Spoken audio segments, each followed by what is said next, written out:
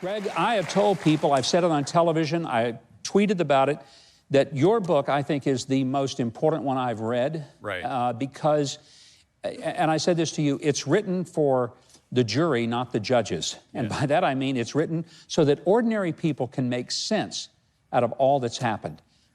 Help me frame for our audience, what is it that a lot of Americans need to know about this entire episode? You know, what I found amazing is that James Comey, then FBI director, wrote a long statement that Hillary Clinton had committed crimes. In fact, he wrote down gross negligence, which is right out of the felony statute, not once but twice. But he and his Confederates at the FBI wanted to clear her anyway. So they had Peter Strzok, top investigator at the FBI, sit down at his computer several weeks before Hillary Clinton was even interviewed. And he sanitized the findings of Comey's statement by expunging the incriminating words.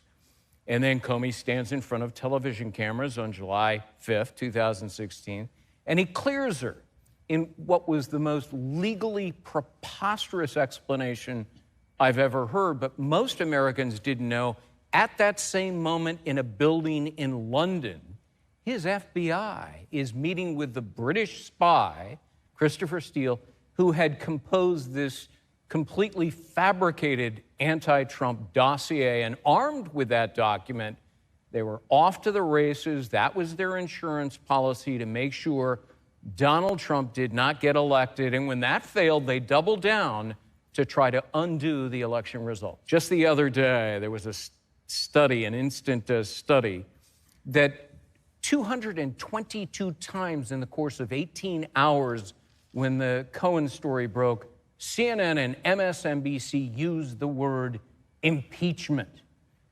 And I think a lot of Americans, supporters of Trump, say, look, this seems to be so one-sided. Opponents of Trump are thinking this is the greatest thing that ever happened. You know, Sure. we didn't beat him at the election, so we're just going to criminalize him, and we're going to go after him in every way. There's two sides of this whole process of the Russian hoax, and I think you do a great job of laying out the parallel. One is all that's happening to the president before he was president and since.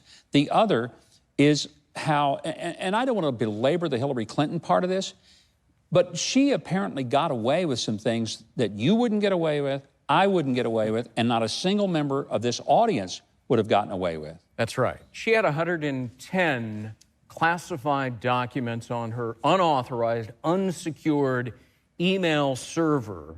They were classified when they were sent and received. So that should have been 110 felony charges against her. And the FBI knew this. The evidence was overwhelming and it was compelling. And yet Comey stood there in front of cameras and said no reasonable prosecutor would bring this case. He had just brought the same case against a young man, Brian Nishimura, just a few months earlier for doing just a fraction of what Hillary Clinton did, and others as well. And I go through the book and explain who they were, and they were prosecuted. But there's a different set of laws and rules for Hillary Clinton. She can break the law with impunity and get away with it. Point blank, is there corruption at the highest levels in the Department of Justice and in the FBI? Absolutely. It's a cesspool of corruption. I happen to think that the hardworking, honorable, and honest men and women of the FBI, the ones in the various field offices, the ones who really do all the work, are angry. And I've talked to many of them. They're very angry. Do they feel betrayed? Yes, of what James Comey and Peter Strzok and Lisa Page and Andrew McCabe and the whole gang did. They breached the country's trust in them and besmirched the good name and reputation of those hard-working rank-and-file FBI agents. But I have to also ask you, when this FISA warrant, which is the basis of all of this, this was put before a FISA judge, does he not maybe feel a little bit sucker punched that somebody put stuff in front of him that was paid for by $9 million of the Clinton campaign? It was a fabricated document that did not have basis in fact. There were a succession of judges that were on the FISA court that were deceived and lied to. They didn't disclose the fact that the document it came from, the Christopher Steele dossier, was unverified in violation of the law.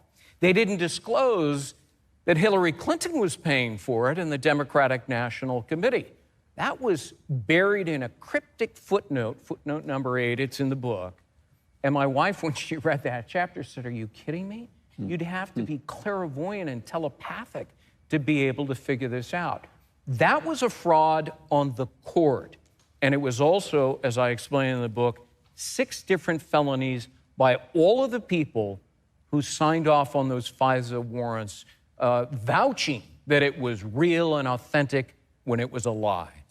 Well, I want to just tell you, the Russia hoax, it's on the bestseller list now for 3 weeks. Number 1 on the bestseller list, not just on the list, number 1, for a reason.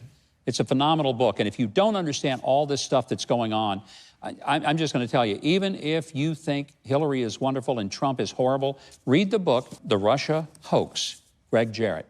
This is a book that will help explain more, and I've known no one who's done a better job of putting it together.